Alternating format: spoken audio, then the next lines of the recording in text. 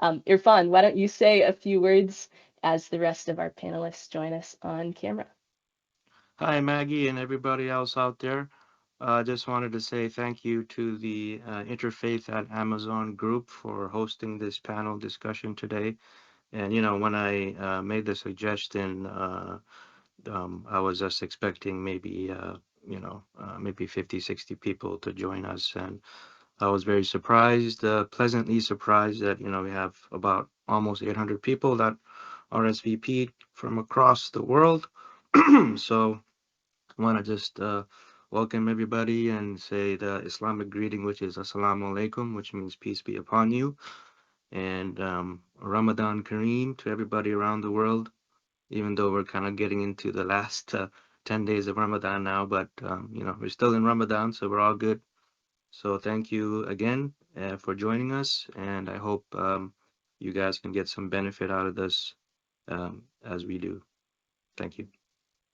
Thanks, Irfan. Well, why don't we kick things off? We're gonna do a couple introductions. So why doesn't everybody state your name, where you are in the world, what you do here at Amazon, and tell us a little bit about what does Ramadan mean to you? Diana, we'll kick things off with you. Assalamu alaikum, peace be upon you, and el paz esté con todos ustedes. So I'm a GMA. My name is Gena Cruz. I'm a GMA at MW6 in Romeoville, Illinois, in the fulfillment center. And what Ramadan means to me, well, it's like a reset button for me. It's an opportunity that God has given me another year to better myself and also my relationship to God. It's the ultimate mix of peace, self-care, and worship.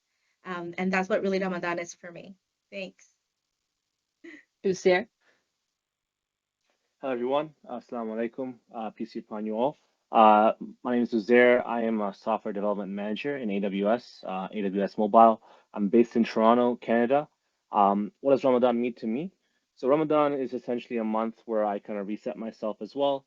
It's a focused time for me to train myself to kind of get back to things I know I should be doing and kind of train myself to have more self-control, which is one of the biggest benefits of fasting during the month. So having self-control allows me to kind of train myself to have a strong sense of spirituality and faith that's renewed for the rest of the year. Farah? Hey everyone, my name is Farah. I am assigned to HQ2 in the DMV area, and I'm a Senior Export Compliance Program Manager under AWS Security Assurance. In addition to what Diana and Uzair had mentioned, I'd say Ramadan to me additionally includes a period of self-reflection and just being very sort of grateful for everything that I have been blessed with in this life, from things like a drop of water to like every breath that I'm able to take. It really helps you recognize like what you do have in this world and be more grateful for it. Mimi? Salam, everyone. Peace be upon you. My name is Mimi. I'm a senior account manager in SaaS Consumables, and I currently reside in Austin, Texas. Along with what everybody else has said so far, simply put, Ramadan means community to me. So during this time, I like to meet up with fellow Muslims in my area. We break our fasts together, and it just kind of gives us the opportunity to be a part of something bigger than just ourselves. You're fine. Yes, Assalamu alaikum again. So I am a Bay Area native. I was born in San Jose, and I work at Amazon in Palo Alto. I'm a facilities coordinator here. So Ramadan to me is also, like others has mentioned, about self-reflection, self-improvement. I try to focus on improving myself, spiritually as well as trying to be a better person, try to be more empathetic to people. And then, when you're fasting, you're avoiding food and water and other normal things that people are doing every day, and you feel a little bit of what it's like to be someone who is in need of food, and so you automatically are more empathetic to people, and it's also a time of charity.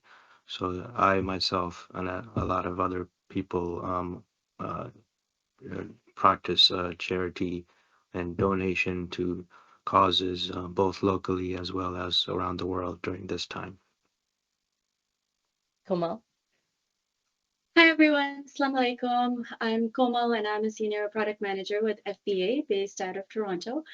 For me, Ramadan, so plus one to everything everyone said. In addition to that, it's a month where I try to really humble myself. I try to self-reflect, understand, what things I'm grateful for, and in addition to that, one of the things I realize every year, so a week before Ramadan, I wonder how I'm gonna fast for a whole month and really be able to, go through it. And it's really the power of mind over matter, and realizing if you have an intention behind it and you put your mind to something, you truly are able to achieve it. So it's a good sort of reminder for me every year that you truly can do what you put your mind to.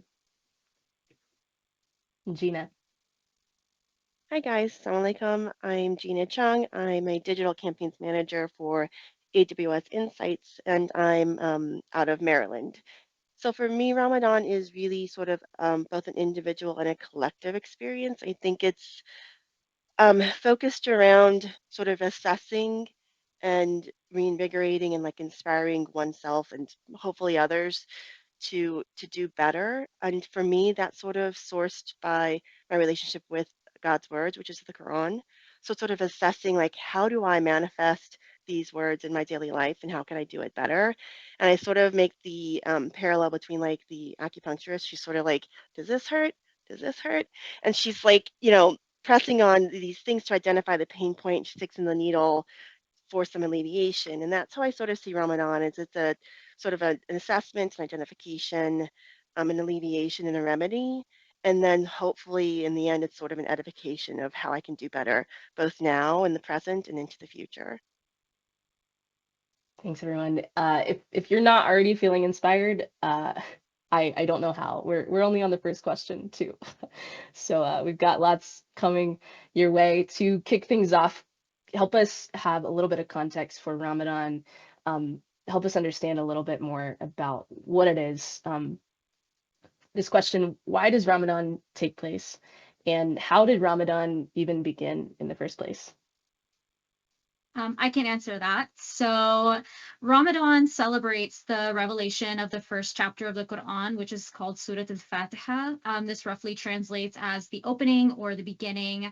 And it was the revelation to the Prophet Muhammad, peace be upon him.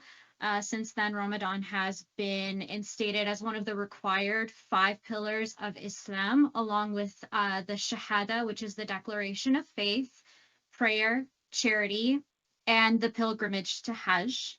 And then Ramadan started in the second year of Hijrah on the Muslim calendar, which was the year 624 AD. To help, and it's created to help Muslims attain Taqwa, which is clarity or reaffirmation of belief, as well as the purification of sin. And I'll just add in just a little bit more in the sense of like Ramadan history, that Ramadan actually, the word means scorching heat, and the month itself actually predates the Islamic calendar, but now in the Islamic calendar, it is the most spiritual, holy month of the year. And a primary part of it is that it is characterized by a period of fasting as a means of like self-purification of the mind, body, and spirit. And I think we'll get into that a little bit more later, but just wanted to add those additional points. That's great. Help us understand why Ramadan falls on a different day every year. Yeah, I can answer that question. So basically, the Islamic calendar is a lunar calendar. So every year it changes according to the Gregorian calendar. About approximately 11 days it moves up, throughout the calendar year. So so Ramadan changes every year. So we get a chance to do our fast throughout the different seasons also. So it's actually pretty interesting compared to other types of fast. So, in the wintertime, because the days are shorter, or the fast are, relatively easier to do because the days are shorter. And in the summertime, it's a longer days, so we get the full experience of fasting throughout the season. And the traditional method of determining the start and end of the Islamic months is looking for the new crescent moon. So the traditional method, which my family usually follows, is going out and trying to see with your own eyes if you can see the new crescent moon. And of course, nowadays we have a lot of technology and scientific calculations which Muslims of the past helped to pioneer that actually as well. They were very instrumental in determining that. But part of the Islamic faith is we try to keep the practice and traditions of our Prophet Muhammad, peace be upon him, and we try to emulate what he did. So that's part of the process, and so that's why it changes every year.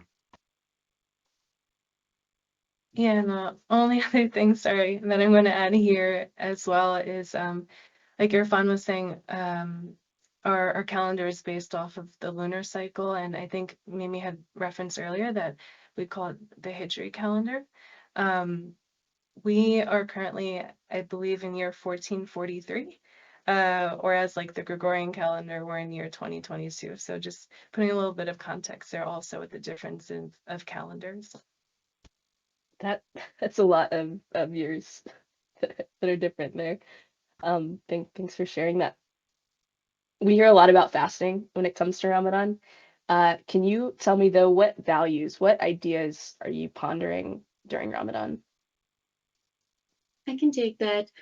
I think one of the big themes for myself, at least, and for a lot of Muslims, is the concept of just gratefulness. Not eating from dawn to dusk every day for a period of 30 days really humbles one, and you're able to sort of connect with those who don't have basic needs, right, and don't have access to a lot of basic nutrition or just other basic needs, or be able to just come together and break their fast with their families or with the community. So that's one of the first pieces, and that comes to me is just gratefulness, and what leads what that leads to is just giving back to community in terms of charity or volunteering or just helping out as much as we can with that thought in mind. And so there are 5 pillars in Islam, and one of them is fasting, which is this month. And another one is giving charity. So it's zakat. We call it zakat. It's giving 2.5% of our wealth once a year. And a lot of us try to give charity and fulfill that pillar of zakat within this month. We believe that our good deeds are sort of multiplied tenfold this month. So as whatever good deeds you are going to do through the rest of the year, we try to focus that as much as we can this year. So the aim is to try to give as much of that 2.5% as we can within this month. So for me, those are two big themes: gratefulness and try to give as much in charity. Yeah, I'd like to add to that as well. So one of the 3 things I wanted to call out that I ponder a lot during the month. So number one is, as was mentioned before, we fast to attain the concept of taqwa, and taqwa is translated as kind of self-consciousness of God, being aware that God's around you. So one of the ways you can do that is by fasting, because when we fast from morning to night, the only one that knows if we're fasting is ourselves or someone else, which is we believe that God is also watching us. So if God is watching us, He's the one that will hold us accountable if we break our fast. And therefore, automatically, someone who's fasting is always thinking about God. So when you're fasting, you're automatically just thinking about God, and it reminds you to do good, reminds you to be aware of what you're doing, and to keep doing the right thing. In addition, fasting is not just about not eating. It's also about like fasting of the eyes, fasting of the hands, fasting of your ears, fasting of all five senses. And as a result, like you also conscious of what you're doing. You're conscious of what you say. You're conscious of what you hear, and you're trying to be as like as much kind of a training from things that you're not supposed to do as possible during the month, and that all contributes to kind of self-consciousness of God. So that's number one. And number two would be around similarly around the concept of training. So as I mentioned before, when you're fasting during this month, you are essentially kind of staying away from things that God has made us has been allowable for us to do regularly, so such as eating, right? So by doing that, you kind of gain this kind of sense of self-control, and you increase your self-control so that throughout the rest of the year, then you can control yourself from doing things that are not allowed for you. So it's a kind of a training exercise, and I think about that a lot during the month when I'm hungry at the end of the day, that this is just a training, just like when you would train for a physical training, if you're an athlete or you're training at the gym, you're pushing yourself, you're kind of getting yourself to a high peak elevation in your training so that you can maybe, if you have a goal in mind, so if you're running for a marathon, you're kind of getting ready for that. And the idea for us is that we're training ourselves to kind of have the marathon, be ready for the marathon of life or the rest of the month and sorry, the rest of the year, and then life itself. So kind of getting yourself to like a reset period where you're training and getting back to a good sense of high spirituality, high amount of faith, and doing what you should be doing, and avoiding what you shouldn't be doing. And then the final thing to call out, in addition to what was mentioned before by Komal around charity. So in addition to the mandatory charity that we do, one of the things we're always reminded of is to also do voluntary charity. So we emulate the example of the Prophet Muhammad, peace be upon him, who would regularly just start giving extra charity as soon as the month started. And charity comes in the form of money, in the form of volunteering your time, other efforts, and you'll find that we tend to do a lot more during this month because of the desire to emulate the Prophet, and also because when you're fasting, you will think about the people that are not fasting, or sorry, that don't have food. Sorry, the people who don't have food, who may not have food regularly. You're thinking about how do we help them. So we're constantly trying to help those, and try to make sure that we continue to help all of mankind. I'll just add something really quick here as well. Along with spirituality, gratitude, and charity, I also really take solace in like my community and in my family. Family values and traditions are super important to us during this time for those of us who are able to have those. And, some traditions that my family have, there, like in the Middle East, there are some really special drinks that we break our fast with, or there's a dessert that's always made during this time called atayef, which is very similar to like an empanada, and it's filled with cheese, like sweet cheese or nuts, and then it's slathered in rosewater syrup. And we really enjoy this time with our families. It's a really big deal. And so even during this time, you'll hear a lot from Muslims that we're spending more time with our community and our families and really celebrating together. You got to be careful with those descriptions, Mimi. Yeah. I was going to say, sorry if I made everybody hungry. I, Uzair and Mimi, you touched on this a little bit, but I'm curious if anyone else has anything to add aside from fasting. What are those activities that Muslims typically engage in during Ramadan? Hello, I'll take that. So pretty much Kamal and Uzair say pretty much what we do during Ramadan, but it's one of those things that we are supposed to not partake in gossiping, backbiting, not getting angrily, learning how to be more patient with those around us. And it's like Uzair and Kamal said, we tend to be more charitable during this time. We tend to be more about giving more volunteer time to our community. But really I think what it is, the most important is seeking to get closer to God during Ramadan. that is like the main focus when it comes to like what we're supposed to do during Ramadan is just focusing in our connection with our Lord. Thank you. Just to add to what Diana was saying, so there's this concept of really cleansing our heart and cleansing our soul. I mean, in general, but also more specifically this month. So taking away greed or envy or hate or any of those things, and really trying to purify our heart this month with that intention of getting closer to God. I think one of the things I hear a lot is it's usually when you're hungry, you get angry, and there's this term people use, which is hangry, right? So this month it's like super important to make sure you are going to be hungry, and you need to really be able to control and to the point Uzair was making, to really be able to just control yourself, not just like not eating, but like mentally as well, and being able to stay patient and keep calm, right? Knowing that, yeah, I'm hungry, but it's okay. Like we need to keep going, right? Like there's no point like losing your temper, and because we do believe that losing temper or like saying bad words or something will actually break the fast as well. So it's not just eating something that will break the fast. It's super important to think of all of those things.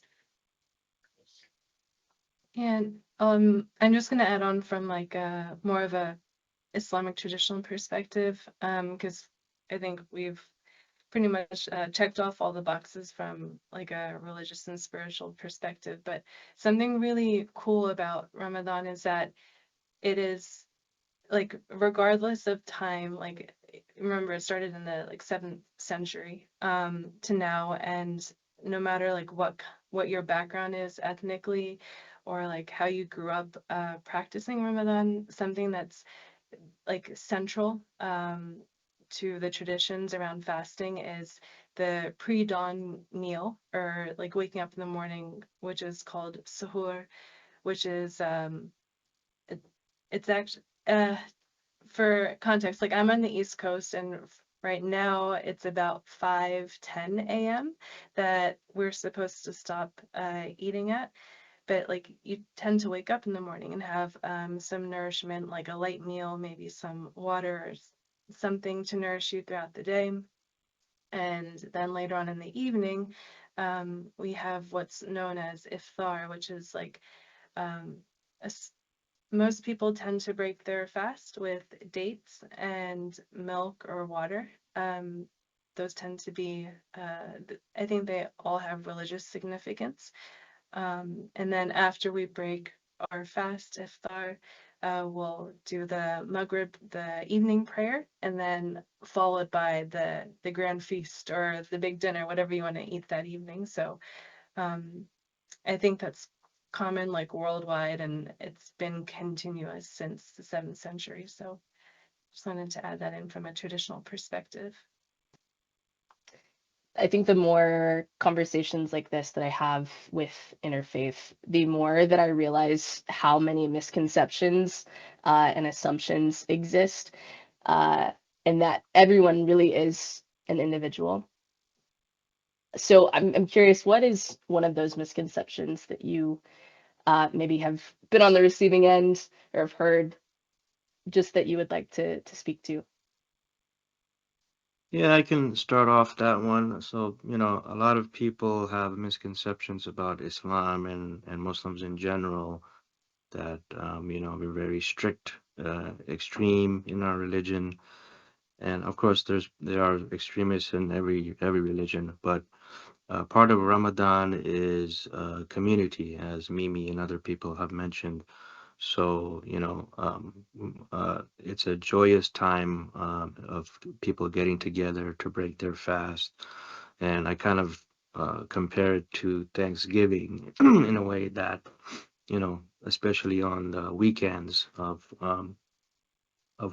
Ramadan, where usually people get together at the mosque. Obviously, the past few years, because of COVID, that has been restricted, but now, alhamdulillah, things are getting back to normal. So the mosques are back and having iftars for the community to get together, and then obviously people have what they call iftar parties, where you invite some family and friends over to break the fast together. So it's, you know, kind of like a mini Thanksgiving every weekend. And then, you know, some of the things that me and my friends like to do is we also like Farah mentioned about the suhoor, also called seri in the Urdu language. Um, we get together and go out to a local halal restaurant. So halal is similar to kosher, the people of the Jewish faith follow. So halal is what Muslims eat, and that just means that the animal has been blessed and before they have been slaughtered, and meat is allowed for Muslims to consume. So there's a lot of halal restaurants that actually during Ramadan, I mean, I'm here in the Bay Area. I'm sure in other parts of the country they do that too. They extend their hours later at night because you know they know that Muslims are fasting during the day. So a lot of people get together and go out and you know with their friends and have the pre-dawn meal. You know, and the restaurants usually stay open till like 2, 3, sometimes 4 in the morning. And of course, in the other parts of the world where there's majority Muslim people, they it's kind of like the opposite of here, where they opposite of North America, where they shut down pretty much everything in the daytime and nighttime. It's totally open and everything is on the street food, and so you know we're trying to get to that point here eventually, but um, so that's one of the misconceptions that people think that you know Muslims are very just boring, strict people, and they don't like to have fun. We do. Awesome. To add to that, so one of the misconceptions that I like to speak to is around the misconception about what fasting is. So I know that nowadays there's a trend of many people who've started as part of nutrition or as part of losing weight to get used to the concept of intermittent fasting. So intermittent fasting is the concept of is a part of like kind of lose weight or trying to get healthier, where you kind of fast from the evening of one day till like lunchtime the next day. So that's a little bit different than what we fast. So our fast takes place in the daytime. We don't have a period of nighttime where we're sleeping. In addition, we also, for those that are asking, also don't drink water. So yes, we do not drink water. So it's a pure dry fast. Versus intermittent fasting allows you to drink water, and that kind of helps you overcome the hunger pains. But in the fasting that we do as a part of Ramadan, it's a different kind of fast. And as I mentioned before, it's also a fast of many parts of your body, so all the five senses as well. So, and then the other question is like, can you lose weight during the month if you're fasting? And the reality is, you can lose weight if you eat well, but many of us don't eat well. Many of us actually tend to overeat when we break our fast, and that's also a portion of self-control. And people have to kind of get their heads around like how to control when we're allowed to eat. Do we eat like do we gorge ourselves and just eat whatever we see, or do we control that too? So it's a portion of the part of the month as well. So if you do a good job with kind of keeping the food intake proper and you eat healthy, you can actually lose weight. But if you don't, sometimes a lot of people gain weight. So that's kind of one misconception I wanted to talk about. Yeah, and then I'll jump in and there's like three things that I'll touch on. And first of all, I always like to say this when talking about Islam generally. There are seven of us on this call, and you'll see like we're all sort of like, yeah, like we're all everything that we're saying as a collective of seven, it all sort of resonates because as Muslims, you know, we have a through line of Islamic principles, but it's such an individualistic course in terms of how we practice. So we're seven of like nearly 2 billion. So I always try to say like please ask me questions as an individual, but please, and you'll also understand that I do not represent my entire faith. So I think that's really, really super important. Secondly, I always hear that like and sort of what your friend was saying, like this is like it's all about sacrifice, and I sort of you know have an abrasion to that characterization. I mean, for Ramadan, I feel like if you just look at sacrifice as a word and face value, that may ring true, but I feel like it's almost the opposite. And I came to Islam about 25 odd years ago, and I still feel the same way today. I feel like I take so much more than I ever give. Ramadan in particular is 30 full days of just like identifying and grabbing opportunities of goodness. We talk about praying or giving charity or whatever, and we're not giving. All of these things I feel like we're taking because we're, you know, reaching out to like have personal and spiritual growth. So for me, like I could never ever, there's like zero sacrifice involved. This is all sort of like joyful exertion. And in the same vein, I also wanted to sort of dispel the notion that God requires us or needs these things from us. God himself says in the Quran in a chapter called, what's it called? The Originator, that, and I'm paraphrasing, that it's the people who need him, not vice versa. And I think as a Muslim, that's just so very, very true. Like I need his guidance. I need his support. I need his love. I need his grace. I need so many things from him in varying times in my life that, you know, there's Ramadan is sort of the culmination of all of that. And if we so choose, it's an opportunity for us to immerse ourselves in these like infinite possibilities of the goodness that he's offering to us. And it's for our own sakes, it's for the sakes of our families, our friends, our loved ones, and hopefully also the people with whom we work. Because if we can manifest all of this goodness into ourselves, I mean, I think it permeates the environment. So for me, like that's sort of how I see like this, like you, you're doing so much. And I'm like, but do you realize how much I'm getting? So that's sort of like the crux of like this misconception about Ramadan that I wanted to just make sure I put out there. Thanks, Gina. I also wanted to say, Uzair mentioned that water is a part of this fast. It's not something that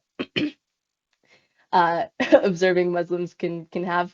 I want to say doing this without water is very difficult. I don't know if you saw me coughing earlier. I had to get some water. So just all of these people have not had water. I think the majority have not had water. So just keep that in mind as you're watching and enjoying how difficult really this is. Um, I was gonna text you and say, drink, Maggie, drink. It's I okay. have it off camera. I didn't want to be rude, but I've got it over here. Um, moving on to our next question. Um, I think sometimes I'll speak for myself, being from the North America, the West. I think in terms of holidays, time off, like the working calendar. Um, so I'm trying to like make some connections, I guess, personally with Ramadan. Can you help me understand how it's different from other maybe more like well-known holidays? And then I understand there's a maybe the holiday is Eid, spelled Eid, that follows Ramadan. Can you tell me a little bit about that? Absolutely. I'll happily answer this question. So Ramadan is 30 days of fasting. It's very similar to Lent in that, it's got that same feeling. The only difference is we're fasting versus giving something up. And it's, before sunrise, so Fajr prayer to sunset, or Maghrib, as Farah had said earlier. And then Eid translates as celebration or festival. And so there are actually two in Islam. There's one right after Ramadan, which is called Eid al-Fitr. And it celebrates the completion of Ramadan. And then there's the big Eid, which happens 2 months after, called Eid al-Adha, which represents the day that Abraham took to the mountain to sacrifice his son to God, and then instead sacrificed a sheep. So during this time, and during Ramadan, it is of course about charity. It's about giving to your community and support. But it's also the same even in like Eid al-Adha too. So during this time, Muslims around the world who are financially able will sacrifice a sheep or a goat, and are required to give 2/3 of the sacrifice to charity to support feeding the poor, and then 1/3 goes to the family to eat in celebration. Um, yeah, and I'll add to that. So Ramadan is definitely not a normal holiday season, like the way that we define it. I think it has all the makings of that with like festivities and decorations and really great food. Thank you, Mimi, for your description of that. And but it's really an entire month, like 30 full days of going above and beyond your normal self, your normal routines. And example of that is like my boys both lead like the Taraweeh, which are the night prayers. One's in New York and one's here in Maryland. And I think it's a really beautiful thing. Taraweeh actually means rest and relaxation when you in the Arabic language when you translate it. But in some, you're pretty much standing full on for like an hour and a half praying. And again, that's like for your own like sort of self-nourishment. So that's just an example of how far away, you're adding that to your days, plus the fasting, plus there's also prayers right after that, which is called tahajjud, which I'm also on the hook for. So, but I mean, to give you context for why, like this month for Muslims is broken up into 3 phases. The first 10 days is like for you to seek God's mercy. The second 10 days is for you to seek and be granted his forgiveness. And the third is sort of to be embraced by his refuge and safety and his protection. So just by that fact, within the Muslim calendar, that is a very, very atypical month for us. And when you add up all of the extra things that we're doing, and also the extra doing but gaining, um, it's sort of like climbing Everest. I always say this. It's sort of like climbing Mount Everest, and that sort of culminates on the Eid day. So the Eid day is like that celebration. You like there's no fasting. In fact, you should not fast. You cannot fast on Eid. But just like Everest, it's a lot of planning, preparation, a lot of gut checking. But when you peak, it's really glorious. And then when you go to the Eid prayer, it's such a beautiful thing because you're celebrating not only your own sort of self restoration, but you're also celebrating the community collectives, like shared experience and this sense of renewal and purpose. And then it's almost like committing yourselves to each other to be the protectors and guiders along the rest of the year. Like if you could do this for 30 days straight, you can definitely do these things throughout the year and beyond. So I think in this sort of context, it's like the benchmark month for like how you want to behave in your life and with each other. And so that by and large makes it a spectacularly unique month. And I'm just going to add from a completely unserious and corny point of view, I always joke around with my single brothers and sisters and like non-Muslim friends that Ramadan is a special holiday in the sense that it's the only 30 days we are guaranteed a date every single night of the month. That's amazing. That's what we call an uncle joke. Yeah. That's amazing. Moving into our last couple of questions here. This actually was submitted by someone, hopefully they're on the other side of this screen. They asked, I assume working in the fulfillment centers can be challenging during Ramadan. How can the safety and health team best support those who are working in this environment? Hello, I'll take that because I work in a fulfillment center. And I'm going to share what we did here at MW6 and the leadership team, the safety team, and as well the HR team or PXT team got together. And what they try to do is just during stand-ups, they convey that any associates who will be fasting during Ramadan, they're actually able to, change shifts. We're able to accommodate their shifts. Another thing they did was modify break schedules in order for a detail to be aligned with iftar and suhoor with our associates. And the safety team are like available, making sure like if anyone's in the OPs or they see that one of our associates is pretty much not doing well, they're slowing down or they're getting dehydrated, they're on top of it. And this is something we've been doing here at our site. We do have a section. We do have like water, dates. We have electrolytes, drinks in case they have to break fast for some reason. Because part of this, we do get dehydrated. Some people get lightheaded, especially when you're in the warehouse. We're doing a lot of lifting. So one of the things is accommodating the associate to do a lighter work here at the site. So, I mean, the team here has been very, very great. I know for sure in my experience when I came from spring break, also to be with me fasting, my GM informed the team without me knowing that, hey, she just started fasting. Let's, take it easy on her with the load of work. I was not aware that he actually did that, but I was so grateful because it really made it easy for me coming back from street break and fasting the first few days. It's really tough the first few days. And also something we do is like avoiding having like food around, like if you want to do a team lunch or anything, just like, hey, we're not gonna do that because people around are fasting.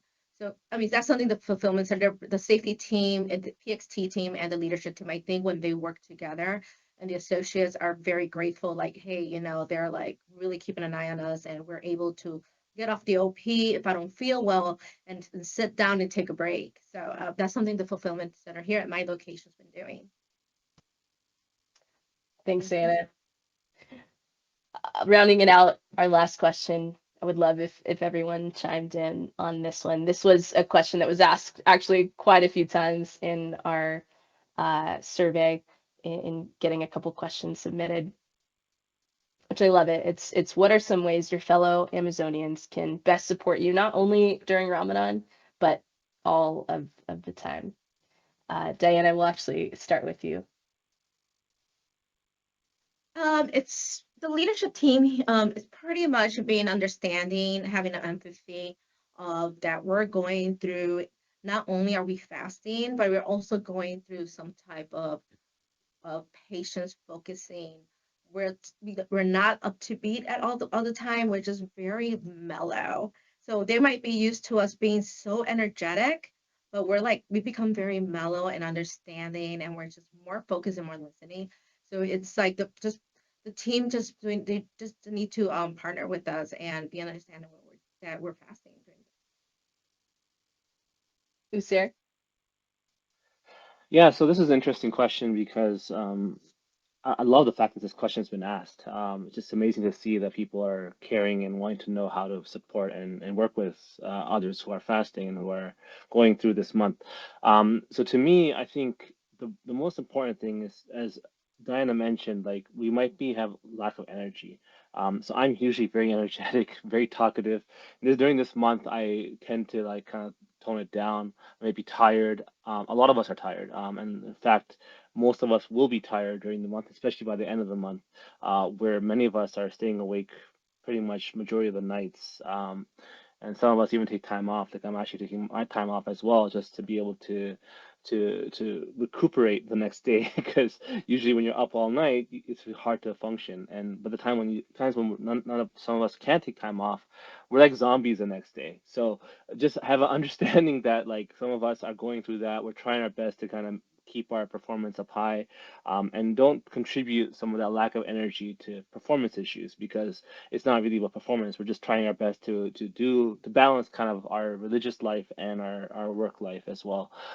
So that's an important thing. In addition, I think when you mentioned all the time, I think the other thing that we would love people to just understand is the concept of praying, right? So one of the things we didn't mention during the session today is that many of us we pray 5 times a day. So that's one of the requirements for us to pray 5 times a day. So and usually two or even sometimes three of those prayers take place during the daytime.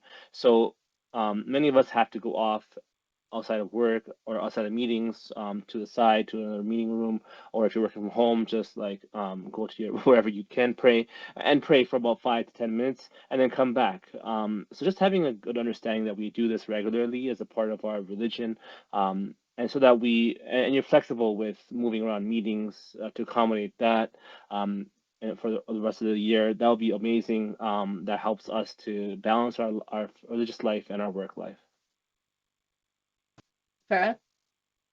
Yeah, and I'll just add on to what Uzair had mentioned, like around meetings, like especially during Ramadan, at least for me personally, like I prefer not to have meetings too early in the morning or too late in the evening because I'm a little bit more sluggish. during the month during those hours, and also like try not to have anything more than half an hour if possible, because especially if there's a lot of talking involved, because I can't tell you how many meetings I've been on this past month where I'm just like, I'm losing my voice. It gets kind of hard after a while. But also like with accommodating prayers, I do also personally tend to block off like 15 minutes here and there to make sure that nobody does block time for when I do want to go pray, and I'm able to go do that without like having to have any conflicts with my meeting schedule. Farah, you've crushed it. I think we've been on this call so far. The pre-show, 30 minutes, this whole thing an hour. Amazing. Mimi.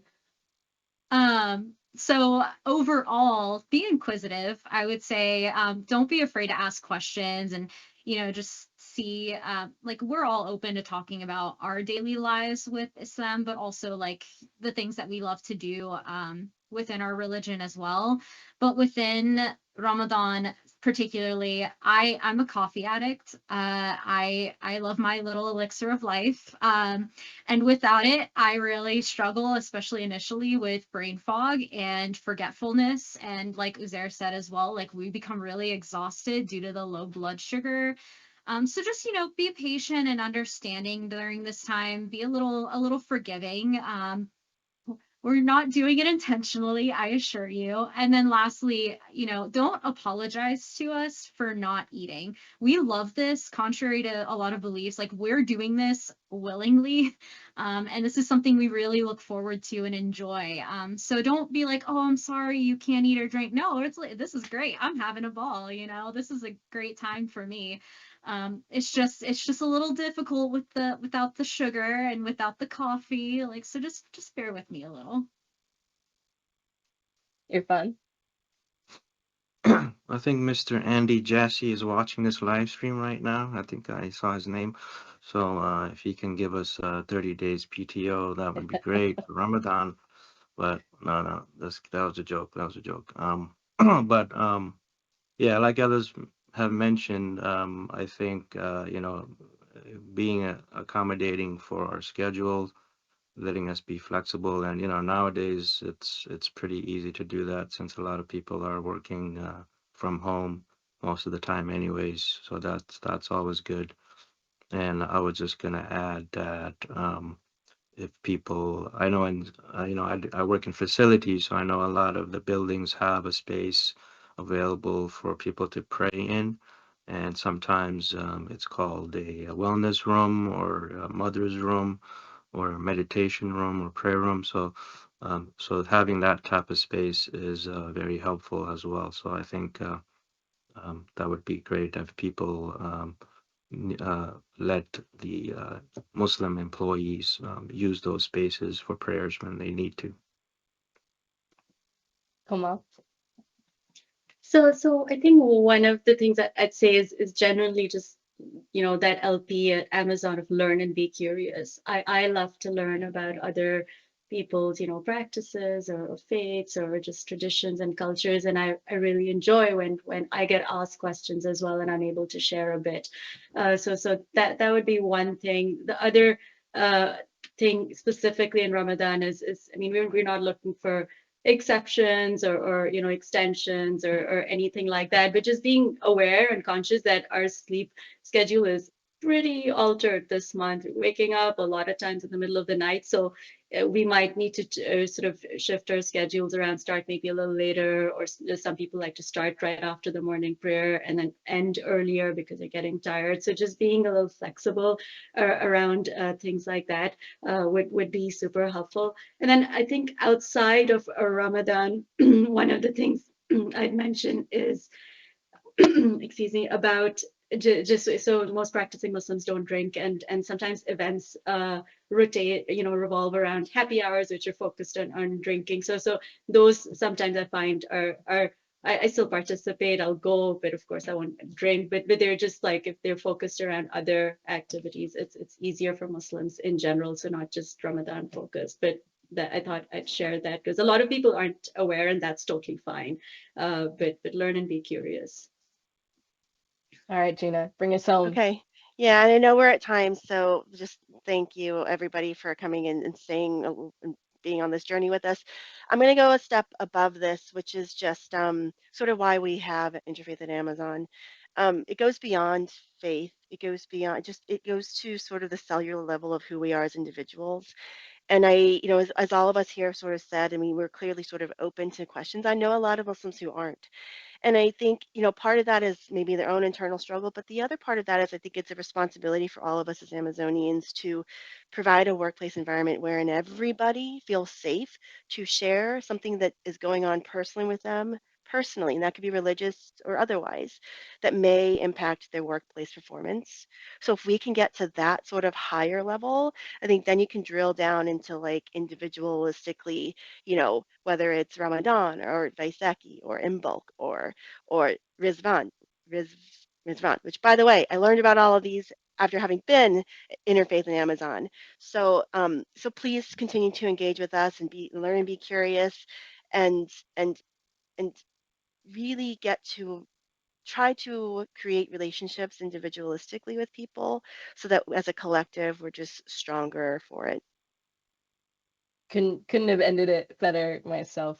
Everyone, thank you so much for joining us. Stay connected. Don't be a stranger. Say thank you to our panelists. Send them an accolade. Show them some love. I'm sure they would appreciate it. Thank you guys so much, and we'll see you next time.